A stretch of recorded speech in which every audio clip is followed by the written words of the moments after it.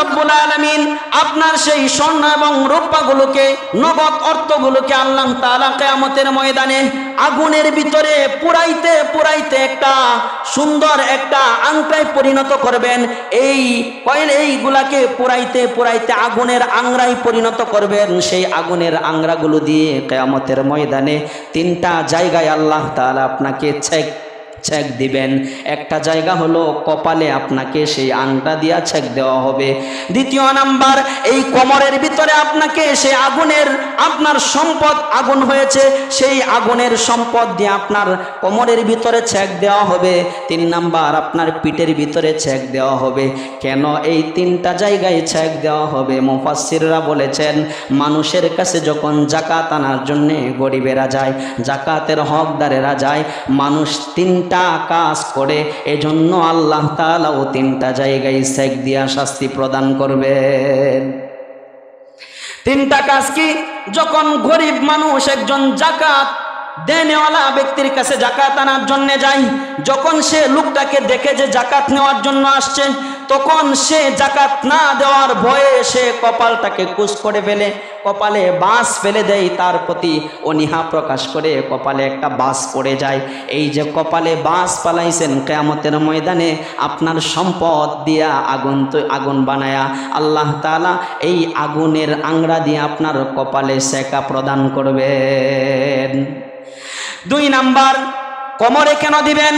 যখন দেখে যে অমুক মাদ্রাসা থেকে অমুক গরিব আসছে যাকাতের টাকা নেওয়ার জন্যে, তখন সে আস্তে করে তার চেহারাটাকে ঘুরায় দেয়, তার কোমরটা সেই ব্যক্তির দিকে ফিরায় দেয়।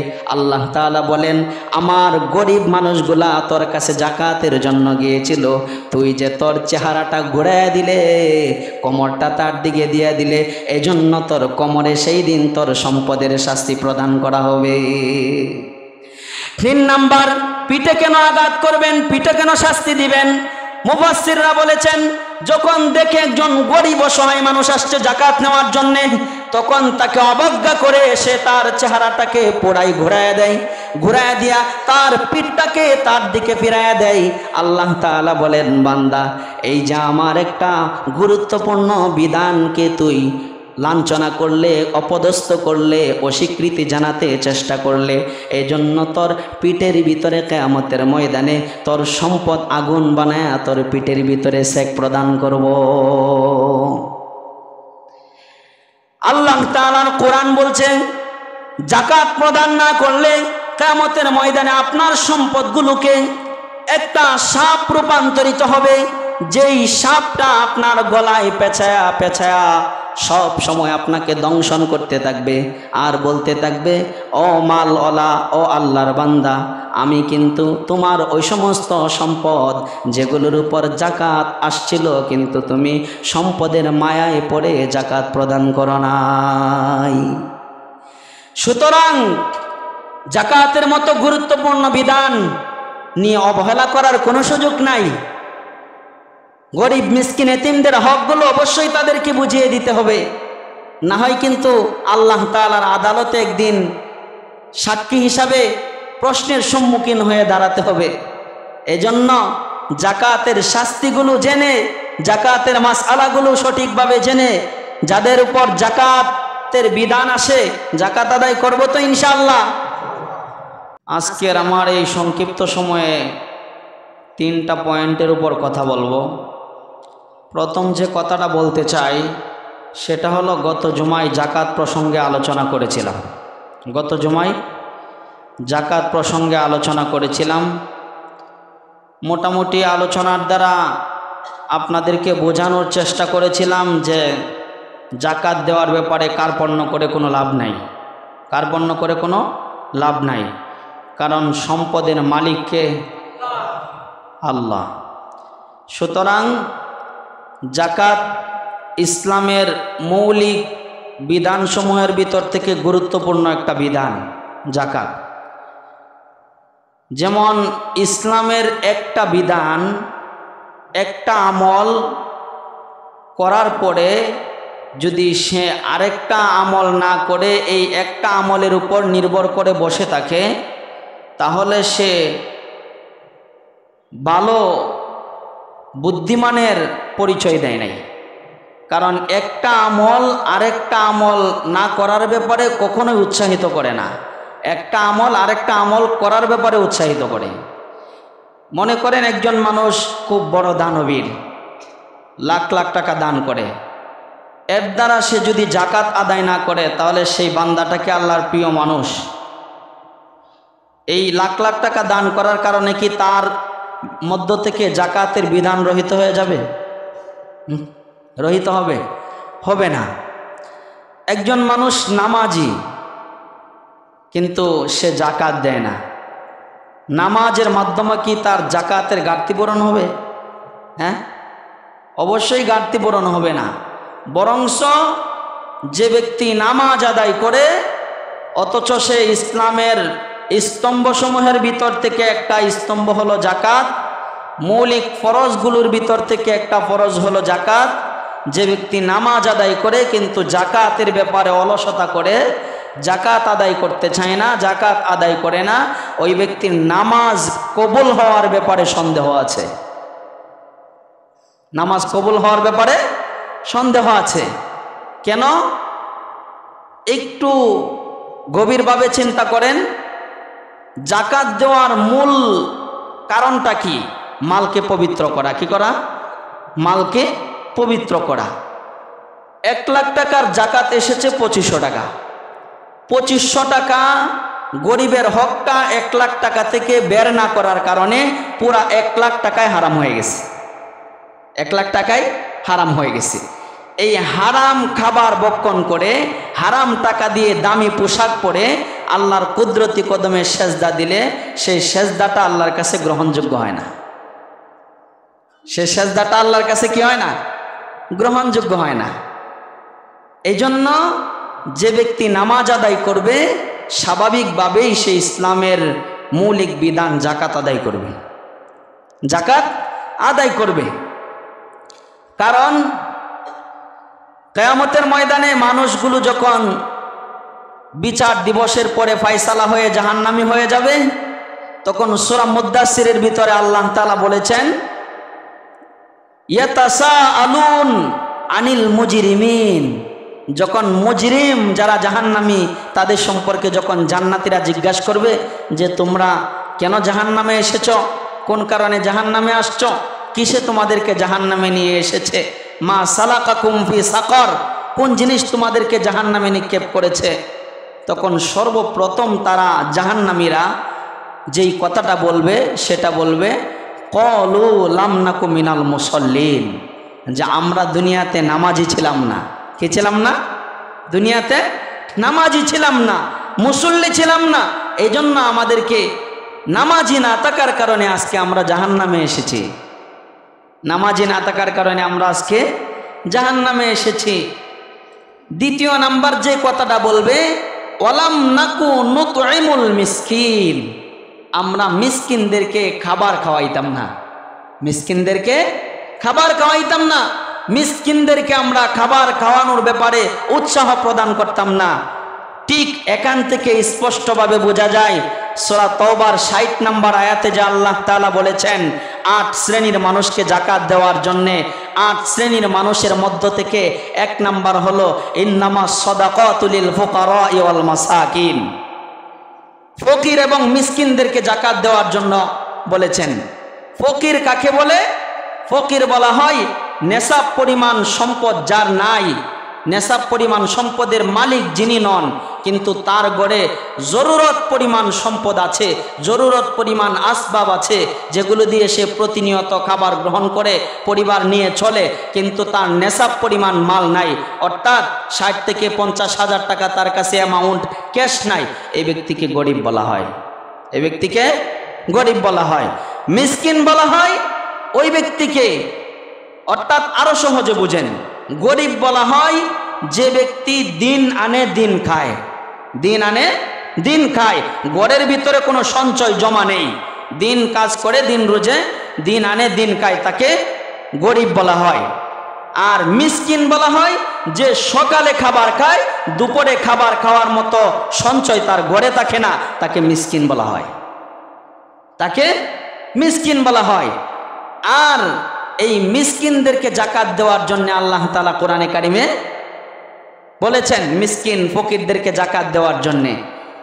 ঠিক সূরা মুদ্দাসসিরের ওয়ালাম নাকু নুতঈমুল মিসকিন, জাহান্নামীরা জাহান্নামে যাওয়ার পিছনে 2 নাম্বার কারণ উপস্থাপন করবে, তারা মিসকিনদেরকে খাবার দিত না, মিসকিনদেরকে খাবার দিত না। অর্থাৎ তারা তাদের অর্জিত সম্পদের উপর যে ইসলামের বিধান অনুযায়ী জাকাত আসতো, সেই জাকাত তারা প্রদান করত না। জাকাত প্রদান না করার কারণে জাহান্নামে যাবে, মিসকিনের হক নষ্ট করার কারণে জাহান্নামে যাবে। জাকাত কিন্তু ইসলামের মৌলিক একটা বিধান, যেই জাকাত যদি কেউ আদায় না করে, অস্বীকার করে, ইসলাম তার সাথে যুদ্ধ করার নির্দেশ দিয়েছে। সিদ্দিক আকবর রাদিয়াল্লাহু তাআলা আনহু তিনি কিন্তু জাকাতের মাল অস্বীকার করার কারণে সর্বপ্রথম যুদ্ধের ঘোষণা দিয়েছিলেন। জাকাত না দেওয়ার ব্যাপারে সম্মতি দিয়েছিলেন একটা সম্প্রদায়, তাদের বিরুদ্ধে আবু বকর সিদ্দিক রাদিয়াল্লাহু তাআলা আনহু যুদ্ধ করার ঘোষণা দিয়েছিলেন। এজন্য এই জাকাতের মতো বিধানটাকে অবহেলা করা যাবে না। কিছু টাকা জাকাত এসেছে, এগুলো আদায় করবেন না, পুরা সম্পত্তি হারাম হয়ে যাবে। উদাহরণস্বরূপ 1 মণ দুধের ভিতরে গরুর ছানা কয় ফুটা পড়লে নাপাক হয়ে যায়? 100 ফুটা লাগে না 2-4 ফুটা পড়লে হয়? হ্যাঁ, 2-1 ফুটা পড়লেই তো নাপাক হয়ে যায় নাকি? ঠিক লক্ষ টাকার ভিতরে অল্প টাকা মিসকিনের হক থাকার কারণে আর এই হকটা বের না করার কারণে পুরা সম্পত্তি হারাম হয়ে যায়। এজন্য এই জাকাতের বিধানটাকে খুব খাটো চোখে দেখা যাবে না। এটার বিধানটা যেমন গুরুত্বপূর্ণ, এটা আদায় না করার শাস্তিটা অনেক বড়। শাস্তিটা কি? অনেক বড় একটা শাস্তি। এই জাকাত ঠিকমতো আদায় না করার কারণে হিসাব করে জাকাত দেয় না আজকাল মুসলমান। জাকাত আসছে 10,000 টাকা, 10টা লুঙ্গি কিনে দিয়ে দেয়। খোদার কসম জাকাত আদায় হবে না।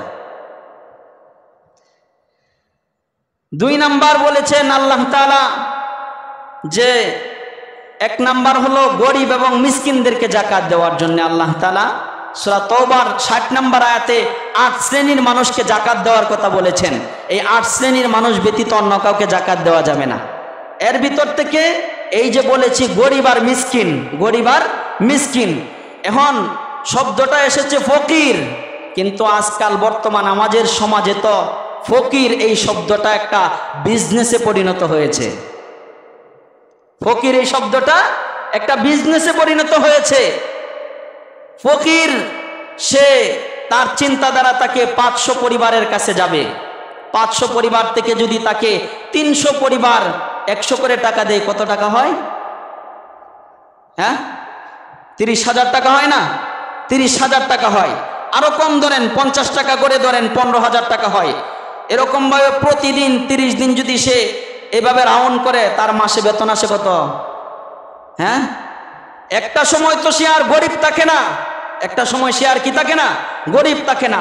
তার জরুরত ছিল, প্রয়োজন ছিল অল্প সময়ের জন্য, তার প্রয়োজন শেষ হয়ে গেছে, 1 মাসে সে 60-70 হাজার টাকা ইনকাম করেছে, সে আর তখন আর গরিব থাকে না। কিন্তু এই বেচারা এই লোভে পড়ে সারা বছর এই বিজনেস তৈরি করে নিয়েছে, সারা বছর এই বিজনেস তৈরি করে নিয়েছে। খবরদার, এই সমস্ত গরিবদেরকে জাকাতের টাকা প্রদান করলে জাকাত আদায় হবে না। তবে সাধারণ দান হিসাবে 10 টাকা 5 টাকা আপনি দান করতে পারেন, কিন্তু জাকাতের খাত থেকে জাকাতের টাকা দিলে জাকাত আদায় হবে না। ঠিক তেমনি ভাবে এই 8 শ্রেণীর মানুষের মধ্য থেকে আরেকটা শ্রেণী আছে, ওয়াল মুআল্লাফাতি কুলুবুহুম। রাসূলুল্লাহ সাল্লাল্লাহু আলাইহি ওয়াসাল্লামের যুগে ও মুসলিমদেরকে ইসলামের দিকে আকৃষ্ট করার জন্য জাকাত প্রদান করা হইতো। ও মুসলিম, যারা গায়রে মুসলিম মুশরিক, তাদেরকে ইসলামের দিকে আকৃষ্ট করার জন্য জাকাত দেওয়া হতো, যাতে করে তারা ইসলামের সৌন্দর্য দেখে, ইসলামের বিধিবিধানগুলো দেখে ইসলামের দিকে আকৃষ্ট হয়ে মুসলমান হয়। এজন্য নবীর যুগে ও মুসলিমদেরকে জাকাত দেওয়া হইতো। কিন্তু হযরতে ওমর ফারুক রাদিয়াল্লাহু তাআলা আনহুর যুগে এসে সমস্ত সাহাবায়ে কেরাম ঐক্যবদ্ধ ভাবে সিদ্ধান্ত নিয়েছে এখন আর অমুসলিমদেরকে যাকাত দেওয়া যাবে না, কারণ এখন ইসলাম পরিপূর্ণ হয়ে গেছে। ইসলাম আর এখন দুর্বলতা নাই, ইসলাম আর এখন দুর্বল জায়গায় রয়ে নাই, ইসলাম শক্তিশালী হয়ে গেছে। এখন আর অমুসলিমদেরকে যাকাত দেওয়া যাবে না, এখন আর মুসলিমদেরকে যাকাত দেওয়া যাবে না। আমি এই কথা বললে আপনারা কেউ কেউ প্রশ্ন করতে পারেন, হুজুর আপনি বলতেছেন ইসলাম শক্তিশালী হয়ে গেছে, মুসলমান শক্তিশালী হয়ে গেছে, তাহলে আজও তো আমরা তাকিয়ে দেখি পৃথিবীর কোনো না কোনো প্রান্তে ইসলাম এবং মুসলমানরা একদম লাঞ্ছিত অপমানিত অবস্থায় পড়ে আছে। বলবেন কি না? স্বাভাবিকভাবে এই কথা বলবেন না? অবশ্যই বলবেন। কিন্তু আমি বলতে চাই ইসলাম আর মুসলমান আদৌ দুর্বল নয়, ইসলামও দুর্বল নয়, মুসলমানও দুর্বল নয়। মুসলমান তাদের দুর্বলতার কারণে আজ ও মুসলিমদের কাছে মার খায় না, ইসলাম আজ তার দুর্বলতার কারণে একদম লাঞ্ছিত হয় নাই। ইসলামের ভিতরে মুসলমানদের ভিতরে গাপটি মেরে থাকা কিছু মুনাফিকের কারণে আজ ইসলাম আর মুসলমানদের অবনতি। ইসলাম আর মুসলমানদের আজ এত অবনতি, এত লাঞ্ছিত, এত অপমান, কারণ হলো ইসলাম আর মুসলমানের ভিতরে গাপটি মেরে থাকা কিছু নামদারি মুসলমান নামের মুনাফিকদের কারণে। কিন্তু ইসলাম শক্তিশালী। ইসলাম কি? শক্তিশালী। মুসলমান শক্তিশালী। এই জন্যই কোনো অমুসলিমদেরকেও এই জামানায় এসে জাকাতের টাকা প্রদান করা যাবে না, জাকাতের টাকা প্রদান করা যাবে না। সাধারণ দান হিসাবে আপনার প্রতিবেশী একজন অমুসলিম অনেক অসহায়, চলতে পারে না, এক বেলা খাইলে আরেক বেলা খাইতে পারে না, তাকে সাধারণ দান হিসাবে আপনি 100 টাকা দিতে পারেন, 50 টাকা তাকে দিতে পারেন, তার প্রয়োজনীয় আসবাব কেনার জন্য বা প্রয়োজনীয় হাজত ছাড়ার জন্য সাধারণ দান হিসাবে দিতে পারেন, সাহায্যের ভিত্তিতে, সাহায্য সহযোগিতার হিসাবে। কিন্তু জাকাত প্রদান করা যাবে না, জাকাত প্রদান করা যাবে না। আরেকটা জিনিস মনে রাখেন, অনেকেই প্রশ্ন করেন হুজুর জাকাতের টাকা কাদেরকে দেওয়া যাবে, কাদেরকে দেওয়া যাবে না। আপনি আজকে গিয়ে সূরা তওবার 60 নম্বর আয়াতের বাংলা তর্জমাটা পড়বেন, নাম্বার বলে দিয়েছি, সূরাতুত তওবা আয়াত নাম্বার 60। দেখবেন 8 শ্রেণীর মানুষকে জাকাত দেওয়া যায়। আর একটু সহজে বুঝেন যে আমি কাকে জাকাত দিতে পারবো, আমার উপরের দিকে কাকে দিতে পারবো না, আমার নিচের দিকে কাকে দিতে পারবো না। আমার উপরের দিকে আমার বাবা এবং মাকে আমি জাকাত দিতে পারবো না, বাবা এবং মাকে জাকাত দিতে পারবো না। আমার বাবার বাবা মাকে জাকাত দিতে পারবো না, অর্থাৎ আমার দাদা দাদি, অর্থাৎ আমার দাদা দাদি। আমার মার বাবা এবং মাকে জাকাত দিতে পারবো না, অর্থাৎ আমার নানা নানি, আমার নানা নানি, তাদেরকে জাকাত দেওয়া যাবে না, তাদেরকে জাকাত দেওয়া যাবে না। আমার নিচে, আমার নিচের দিকে আমার ছেলে এবং মেয়েকে জাকাত দিতে পারবো না, আমার ছেলে এবং মেয়েকে জাকাত দিতে পারবো না। আমার ছেলের ঘরের ছেলে এবং মেয়েকে জাকাত দিতে পারবো না, আমার মেয়ের ঘরের ছেলে এবং মেয়েকে জাকাত দিতে পারবো না। এটা হলো নিচের দিকে। আর উপরের দিকে হলো বাবা মা, দাদা দাদি, নানা নানি। নিচের দিকে আমার ছেলে, আমার নাতি নাতকর, এই যে এরা আছে, এদেরকে জাকাত দেওয়া যাবে না।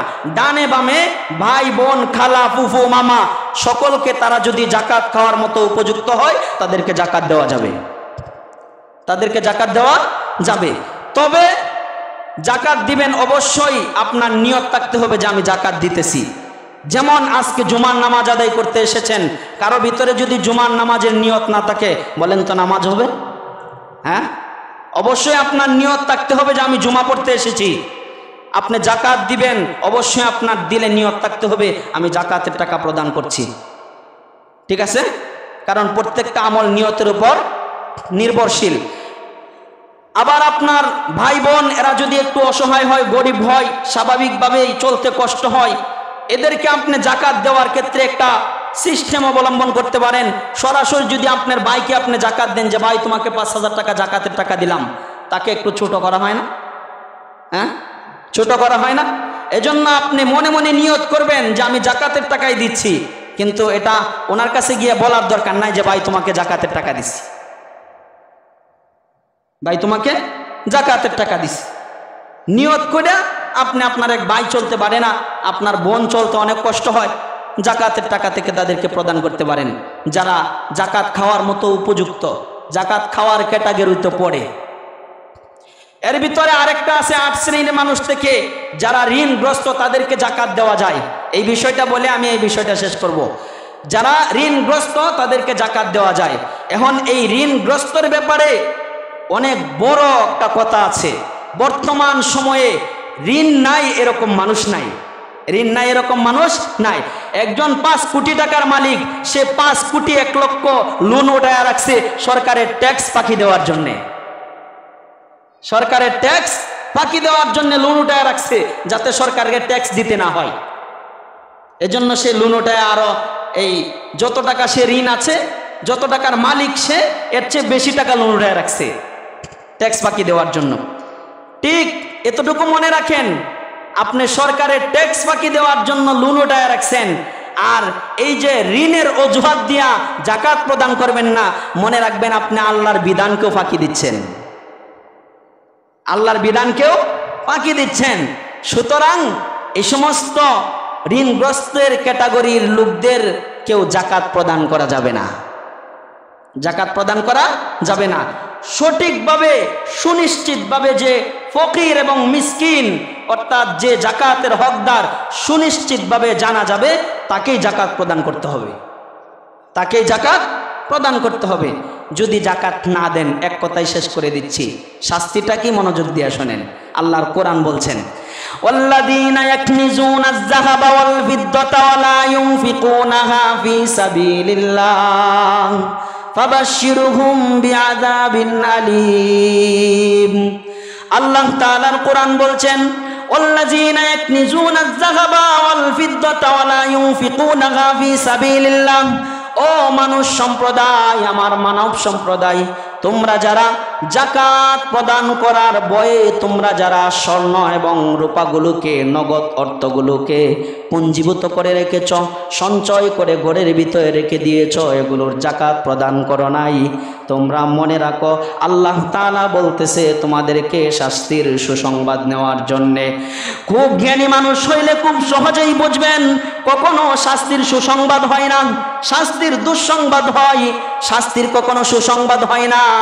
কিন্তু আল্লাহ তাআলা এখানে মানুষের জন্য, মানুষকে সতর্ক করার জন্য, মানুষের সাথে একটু ঠাট্টা করে আল্লাহ তাআলা বলছেন, বান্দা আমার দেওয়া সম্পদগুলো তুই আলমারির ভিতরে জমা করে রেখেছিস, কিন্তু জাকাত আদায় করস নাই, এগুলোর শাস্তির সুসংবাদ তুই গ্রহণ কর। কি শাস্তি? আল্লাহ রাব্বুল আলামিন আপনার সেই স্বর্ণ এবং রূপাগুলোকে, নগদ অর্থগুলোকে আল্লাহ তাআলা কিয়ামতের ময়দানে আগুনের ভিতরে পুরাইতে পুরাইতে একটা সুন্দর একটা আংটায় পরিণত করবেন। এইগুলাকে পুরাইতে পুরাইতে আগুনের আংরায় পরিণত করবেন। সেই আগুনের আংরাগুলো দিয়ে কিয়ামতের ময়দানে 3টা জায়গায় আল্লাহ তাআলা আপনাকে ছেক দিবেন। একটা জায়গা হলো কপালে, আপনাকে সেই আংটা দিয়া ছেক দেওয়া হবে। দ্বিতীয় নাম্বার, এই কোমরের ভিতরে আপনাকে সেই আগুনের, আপনার সম্পদ আগুন হয়েছে, সেই আগুনের সম্পদ দিয়ে আপনার কোমরের ভিতরে ছেক দেওয়া হবে। 3 নাম্বার, আপনার পিঠের ভিতরে ছেক দেওয়া হবে। কেন এই 3টা জায়গায় ছেক দেওয়া হবে? মুফাসসিররা বলেছেন, মানুষের কাছে যখন জাকাত আনার জন্য গরিবেরা যায়, জাকাতের হকদারেরা যায়, মানুষ 3টা কাজ করে, এজন্য আল্লাহ তাআলা ও 3টা জায়গায় ছেক দিয়া শাস্তি প্রদান করবেন। 3টা কাজ কি? যখন গরিব মানুষ একজন জাকাত দেনেওয়ালা ব্যক্তির কাছে জাকাত আনার জন্য যায়, যখন সে লোকটাকে দেখে যে জাকাত নেওয়ার জন্য আসছে, তখন সে জাকাত না দেওয়ার ভয়ে সে কপালটাকে কুঁচ করে ফেলে, কপালে বাস ফেলে দেয়, তার প্রতি অনীহা প্রকাশ করে কপালে একটা বাস পড়ে যায়। এই যে কপালে বাস পালাইছেন, কিয়ামতের ময়দানে আপনার সম্পদ দিয়া আগুন বানায়া আল্লাহ তাআলা এই আগুনের আংরা দিয়ে আপনার কপালে সেকা প্রদান করবেন। 2 নাম্বার, কোমরে কেন দিবেন? যখন দেখে যে অমুক মাদ্রাসা থেকে অমুক গরিব আসছে জাকাতের টাকা নেওয়ার জন্যে, তখন সে আস্তে করে তার চেহারাটাকে ঘুরায় দেয়, তার কোমরটা সেই ব্যক্তির দিকে ফিরায় দেয়। আল্লাহ তাআলা বলেন, আমার গরিব মানুষগুলা তোর কাছে জাকাতের জন্য গিয়েছিল, তুই যে তোর চেহারাটা ঘুরায় দিলে, কোমরটা তার দিকে দিয়ে দিলে, এজন্য তোর কোমরে সেই দিন তোর সম্পদের শাস্তি প্রদান করা হবে। 3 নাম্বার, পিঠে কেন আঘাত করবেন? পিঠে কেন শাস্তি দিবেন? মুফাসসিররা বলেছেন, যখন দেখে একজন গরিব অসহায় মানুষ আসছে যাকাত নেওয়ার জন্য, তখন তাকে অবজ্ঞা করে সে তার চেহারাটাকে পোড়াই ঘুরায় দেয়, ঘুরায় দিয়া তার পিঠটাকে তার দিকে ফিরায় দেয়। আল্লাহ তাআলা বলেন, বান্দা, এই যে আমার একটা গুরুত্বপূর্ণ বিধানকে তুই লাঞ্ছনা করলে, অপদস্থ করলে, অস্বীকৃতি জানাতে চেষ্টা করলে, এই জন্য তোর পিঠের ভিতরে কিয়ামতের ময়দানে তোর সম্পদ আগুন বানায় তোর পিঠের ভিতরে সেক প্রদান করব। আল্লাহ তাআলার কোরআন বলছেন, যাকাত প্রদান না করলে কিয়ামতের ময়দানে আপনার সম্পদগুলোকে একটা সাপ রূপান্তরিত হবে, যেই সাপটা আপনার গলায় পেঁচায়া পেঁচায়া সব সময় আপনাকে দংশন করতে থাকবে আর বলতে থাকবে, ও মালওয়ালা, ও আল্লাহর বান্দা, আমি কিন্তু তোমার ওই সমস্ত সম্পদ যেগুলোর উপর যাকাত আসছিল, কিন্তু তুমি সম্পদের মায়ায় পড়ে যাকাত প্রদান করো নাই। সুতরাং যাকাতের মতো গুরুত্বপূর্ণ বিধান নিয়ে অবহেলা করার কোনো সুযোগ নাই। গরিব মিসকিন এতিমদের হকগুলো অবশ্যই তাদেরকে বুঝিয়ে দিতে হবে, না হয় কিন্তু আল্লাহ তাআলার আদালতে একদিন সাক্ষী হিসাবে প্রশ্নের সম্মুখীন হয়ে দাঁড়াতে হবে। এজন্য যাকাতের শাস্তিগুলো জেনে, যাকাতের মাসআলাগুলো সঠিকভাবে জেনে, যাদের উপর যাকাতের বিধান আসে যাকাত আদায় করব তো ইনশাআল্লাহ। আল্লাহ তাআলা আমাদেরকে সেই তৌফিক দান করুন। দ্বিতীয় নাম্বার পয়েন্ট হলো, এই যে রমজান মাস এসেছে, রমজান মাস আমাদের থেকে চলে যাচ্ছে, রমজান মাস আমাদেরকে কিছু না কিছু শিক্ষা দিয়ে গেছে, কিছু না কিছু শিক্ষা আমাদের সামনে দিয়ে গেছে। সেই শিক্ষাগুলো যদি আমরা আমাদের জীবনে বাস্তবায়ন করি, তাহলে মনে হবে বাকি 11 মাস রমজানের মতোই কাটবে, যদি সেই শিক্ষাগুলো আমরা আমাদের জীবনে বাস্তবায়ন